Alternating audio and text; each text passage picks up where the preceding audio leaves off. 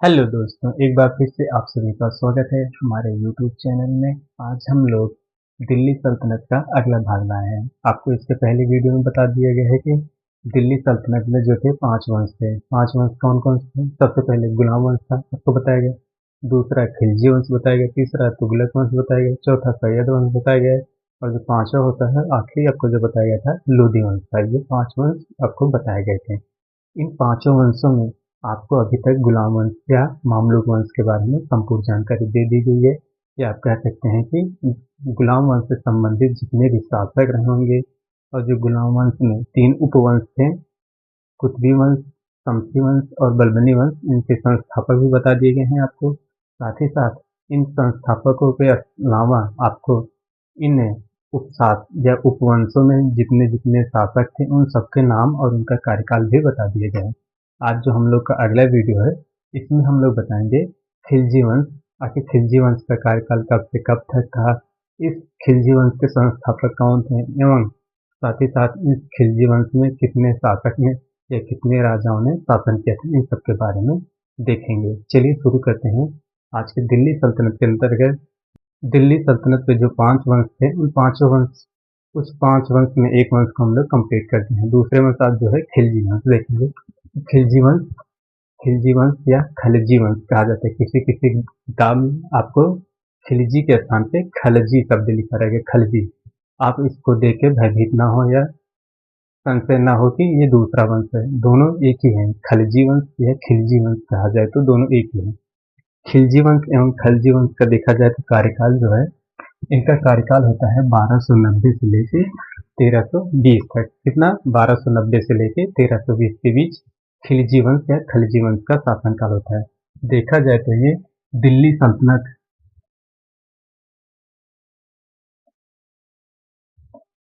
दिल्ली सल्तनत में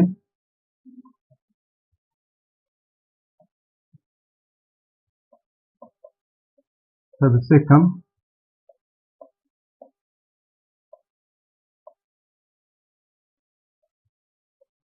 शासनकाल। अगर आपसे कोई पूछ ले कि दिल्ली वंश में जो दिल्ली सल्तनत था, दिल्ली सल्तनत में सबसे कम कार्यकाल किस वंश का था, तो वो होगा खलजी वंश, जो 1290 से लेके 1320 तक शासन किया था। कितना? 1290 से लेके 1320। आप कह सकते हैं कि टोटल इन्होंने खिलजी वंश में 30 साल तक शासन किया था। देख, एक बार फिर से रिवीजन करते हैं। दिल्ली सल्तनत के अंतर्गत सबसे कम शासन करने वाला कौन सा वंश है? खिलजी वंश है। कौन सा? खिलजी वंश। दिल्ली सल्तनत में सबसे कम साल तक शासन करने वाले वंश का नाम खिलजी वंश है, जो 1290 से लेके 1320 ईस्वी तक शासन किया था। उसके बाद अब देख लेते हैं कि जो खलजी वंश था, इनके संस्थापक कौन थे। खलजी वंश के जो संस्थापक थे, या जलालुद्दीन, आपको बताया कि खलजी वंश के संस्थापक कौन है? जलालुद्दीन फिरोज शाह खलजी। खलजी वंश के संस्थापक कौन है? खलजी वंश के संस्थापक हैं जलालुद्दीन फिरोज शाह खलजी। ये खिलजी वंश के संस्थापक हैं। उसके साथ अब देख लेते हैं कि खिलजी वंश से संबंधित कौन कौन से शासक थे, उनका कार्यकाल कितना था या कब तक उन्होंने शासन किया था। चलिए देखते हैं। सबसे पहले जो थे, जो खलजी वंश की स्थापना किए थे, सबसे पहले वो शासक हो जाएंगे। उन शासक का देखते हैं कार्यकाल कब से कब तक था। खलजी वंश के जो पहले संस्थापक या पहले शासक या पहले राजा जो थे, वो थे जलालुद्दीन फिरोज शाह खलजी। आपको बताया गया था खिलजी वंश के संस्थापक जलालुद्दीन फिरोज शाह खलजी थे। इनका शासनकाल होगा 1290 से लेकर 1296 के बीच। ये जलालुद्दीन फिरोज शाह खिलजी का कार्यकाल था। कितना था? 1290 से लेकर 1296 के बीच जलालुद्दीन फिरोज शाह खिलजी का कार्यकाल था। ये खिलजी वंश के संस्थापक हैं। साथ ही साथ इनका खिलजी वंश के ये पहले शासक भी थे। खिलजी वंश का जो पहले शासक थे, जलालुद्दीन फिरोज शाह खिलजी थे। इन्हीं के कार्यकाल में देखा जाए तो अभी तक तुर्क जितने शासक थे, तुर्क जितने भी शासक हुए, उन्होंने उत्तर भारत पे आक्रमण किया था।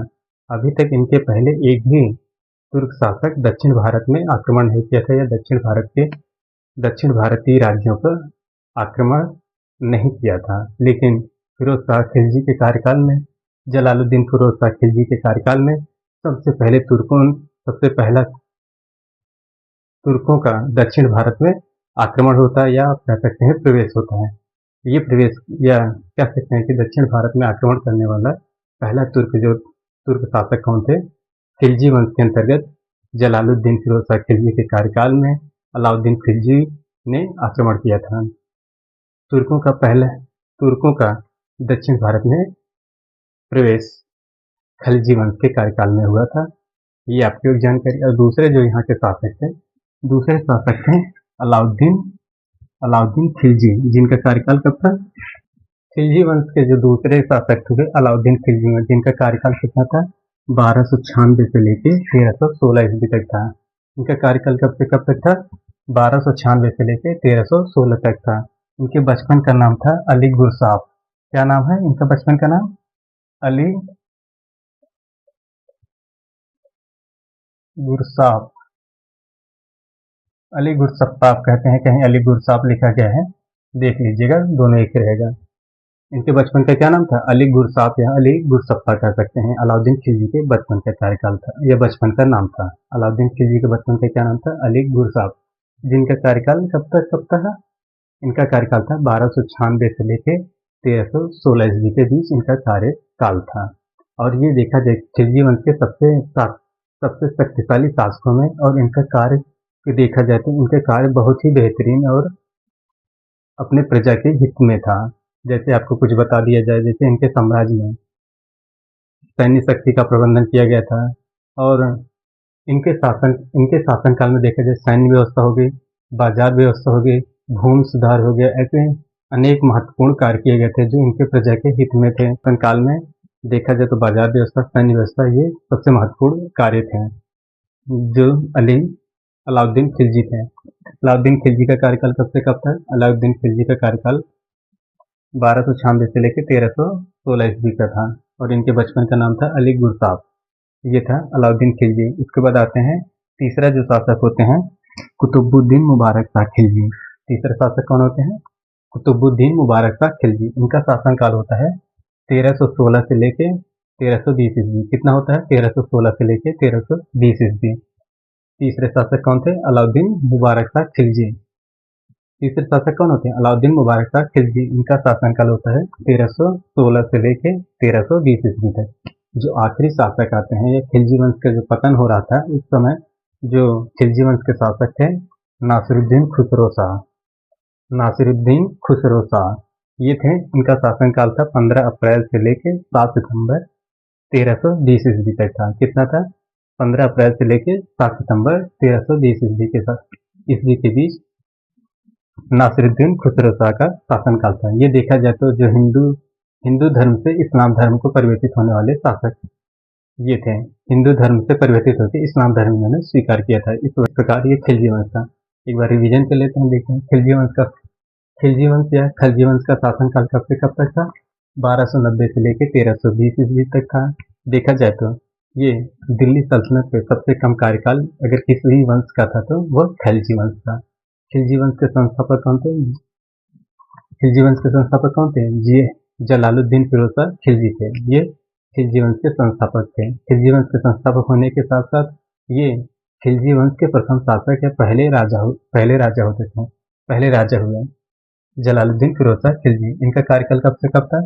1290 से लेके 1296 के बीच इनका कार्यकाल था। उसके बाद आते हैं दूसरे शासक जो खिलजी वंश के सबसे शक्तिशाली शासक थे। उनका नाम था अलाउद्दीन खिलजी, या आप कह सकते हैं इनके बचपन का नाम था अली गुरसाब, जिनका शासनकाल देखा जाए तो 1296 से लेके 1316 ईस्वी के बीच इनका शासनकाल था। इनके शासनकाल में काफी महत्वपूर्ण कार्य किए गए। आप कह सकते हैं कि बाजार व्यवस्था हो गई, सैन्य व्यवस्था हो गई, ऐसे अनेक मकान कर, चराई कर, ऐसे अनेक महत्वपूर्ण इन्होंने अपने शासनकाल में कार्य किया था। उसके बाद आते हैं जो तीसरे शासक थे कुतुबुद्दीन मुबारक खिलजी। तीसरे शासक थे कुतुबुद्दीन मुबारक खिलजी, जिनका शासनकाल होता है 1316 से लेके 1320 ईस्वी के बीच। और आखिरी जो शासक होते हैं नासिरुद्दीन खुसरो शाह। नासिरुद्दीन खुसरो शाह का कार्यकाल होता है 15 अप्रैल से लेके 7 सितंबर 1320 ईस्वी के बीच इनका खुसरो शाह का कार्यकाल होता है। जो आखिरी खिलजी वंश के शासक हुआ करते थे। ये हिंदू धर्म से परिवर्तित होकर इस्लाम धर्म को स्वीकार किया था। इस प्रकार खिलजी वंश का पतन होता है। अब हम लोग पढ़ेंगे तुगलक वंश। देखते हैं तुगलक वंश का कार्यकाल कब से, उसके शासक कौन से हैं और उनका कार्यकाल कब से कब तक है और उसके संस्थापक कौन